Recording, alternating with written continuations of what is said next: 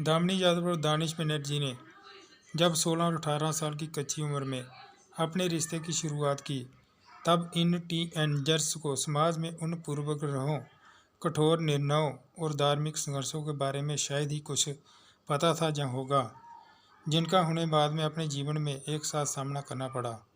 इस हिंदू मुस्लिम कपल ने पिछले साल 28 और 29 साल की उम्र में शादी की, लेकिन इस मुकाम तक उनका सफ़र आसान नहीं था। जब ऋषि उनके साथ एक स्पेशल बातचीत के लिए बैठा, तब हमने इस कपल के 12 साल लंबे रिश्ते को देखा, महसूस किया और यह भी जाना कि कैसे आज भी हमारे समाज में अंतर्जातीय और अंतरधार्मिक विवाह को अच्छी नज़र से नहीं देखा जाता है। पहली बार हमने एक दूसरे से बात करना शुरू किया तो हम लगातार 8 घंटे के लिए बातें करते रहे। मैं इन्हें अपने एक दोस्त के थ्रू जानता था। उसने मुझे ऑर्कुट पर से रिक्वेस्ट भेजी थी, क्योंकि उस टाइम तक फेसबुक शुरू नहीं हुआ था।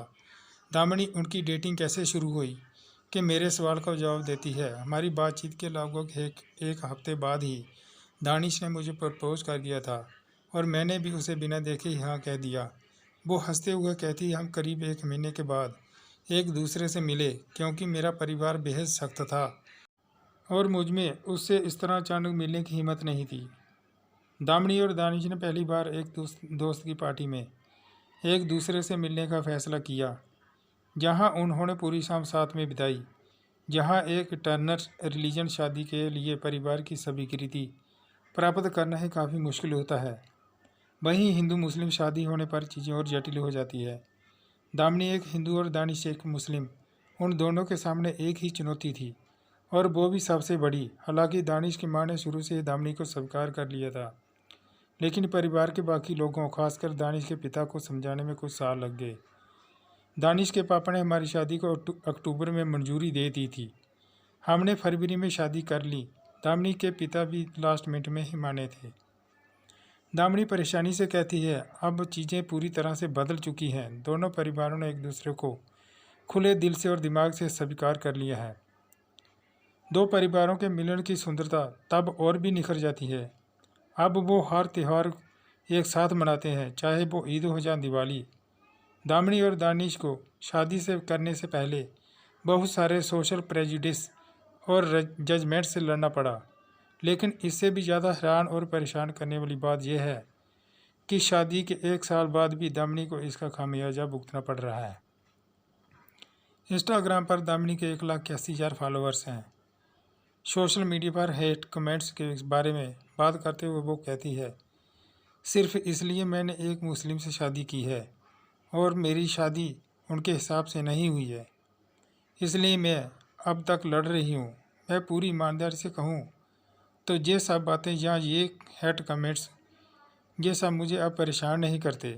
मैं उन्हें पलटकर जवाब देती हूँ, लोगों को ट्रोल नहीं करने देती, बल्कि मैं बहुत प्यार और सरलता से उनकी बातों का या कहें कि नफ़रत का जवाब देती हूँ।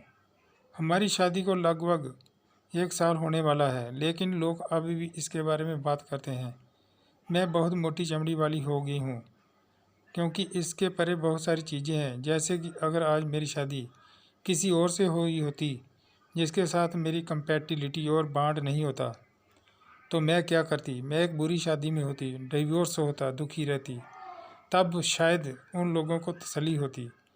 इसलिए जब तक मैं खुश हूँ तब तक मुझे वास्तव में इस बात की परवाह नहीं है कि समाज क्या कहता है और सोचता है। भले ही बचपन के प्रेमियों को अपने प्यार को परखने वाली कई चुनौतियों का सामना करना पड़ा हो, लेकिन दामिनी और दानिश जैसे प्यारे और खूबसूरत कपल्स शायद मैंने पहली बार देखे हैं।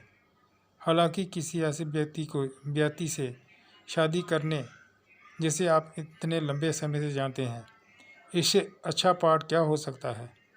इस सवाल के जवाब में दामिनी मुस्कुराते हुए कहती है, हम 12 साल पहले एक दूसरे से मिले थे और मुझे अब भी विश्वास नहीं होता कि इतना समय बीत चुका है। आप अपनी जीवन के प्यार से शादी करते हैं तो टाइम कितनी जल्दी बीत जाता है।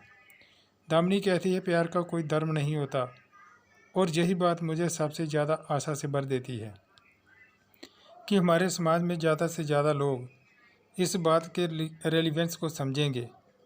दामिनी और दानिश की प्रेम कहानी इस बात का चमकदार उदाहरण है कि प्रेम हर बाधा को पार कर लेता है। वो कहते हैं एक आ का दरिया है और डूब के जाना है।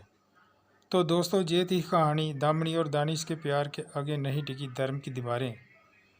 दोस्तों वीडियो को आखिर तक देखने के लिए बहुत बहुत धन्यवाद।